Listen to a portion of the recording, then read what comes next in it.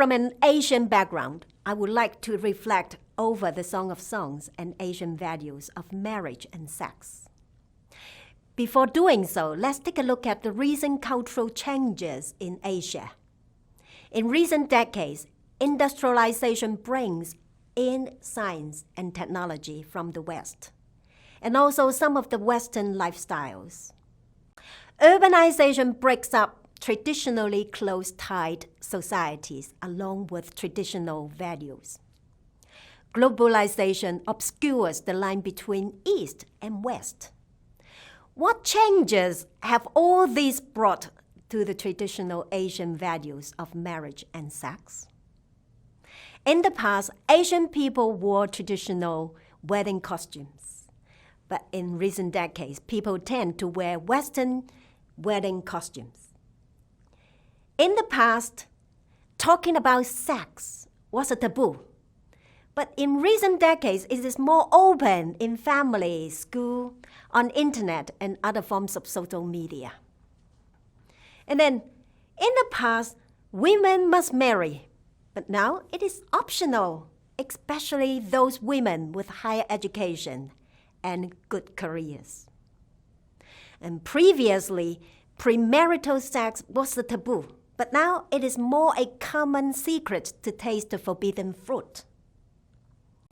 In the past, abortion and divorce were uncommon, but now abortion and divorce are on the rise, especially in the developed countries like Japan, Singapore, and etc. Then, who is to blame? It may be oversimplistic to point the finger at the West concerning the moral decay in the East.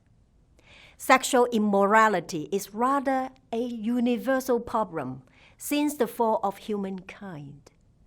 In ancient China, though the Confucian ideologies were upheld as the mainstream culture, adultery, fornication, and promiscuity were common in royal courts and rich circles. Here are the examples. Emperor Tang Xuanzong coveted his son's wife, Yang Guifei, making arrangements to transfer her to his harem. Chinese emperors tended to indulge in sex with many women in their harem. Rich landlords or peasants would keep mistresses, while others would visit prostitutes frequently. The flowers in the mirror, 见花园, and the golden vase, 金瓶梅, which were popular in decent soft porn literature in the past, are now read as literary classics. History shows that sexual immorality has happened in the West and the East, so we cannot shift the blame to the West. Industrialization, urbanization, and globalization simply liberate Asians to do what the old system did not. Now, let's take a look at how the Song of Songs shed new light to the Asian values of marriage and sexuality. And Confucius' 5 social relationships. The wife is way below other relationships in the hierarchy. The top rank is emperor and subject. And then the second rank, father and son. The third rank, brother and brother. And the fourth, husband and wife. And then finally, the final rank, friend and friend. History has witnessed unfair and imbalanced men and women relationships. The Song of Songs seeks to correct this imbalance. Confucian ideals rank one's wife last among all familial relationships, whereas the Song of Songs, the Bible as a whole, ranks marriage first. Throughout the Song of Songs, the protagonist's love life takes the center stage. Other relationships, such as sibling and mother-daughter relationships, are put in the background. In traditional societies, women's duty is to satisfy the physical needs of their men, including sex. But the Song of Songs describes a relationship in which man and woman are on equal footing.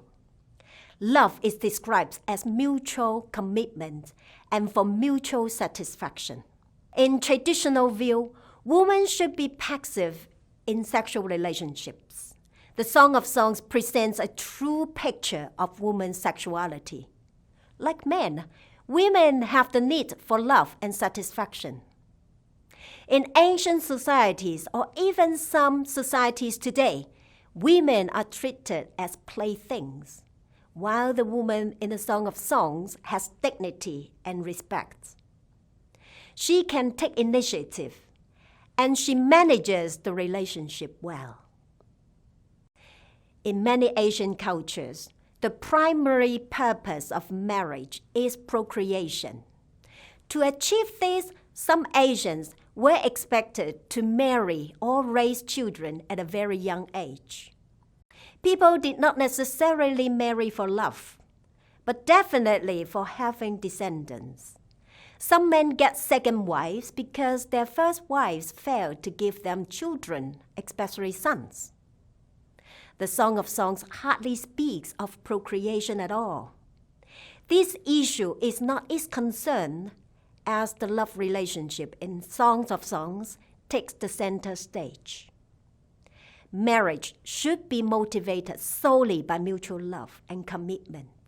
For the same reason, marriage should be kept holy and permanent. No other reasons should break up marriage but death, not the absence of prosperity, not even mighty waters. As the Song of Songs chapter 8 verse 7 reads, "Many waters cannot quench love. Rivers cannot wash it away." You may come from a different cultural background, which shapes your thoughts, values, and practices about different things. I hope that the Song of Songs sheds new light to your values and perceptions of human love, marriage, and sexuality.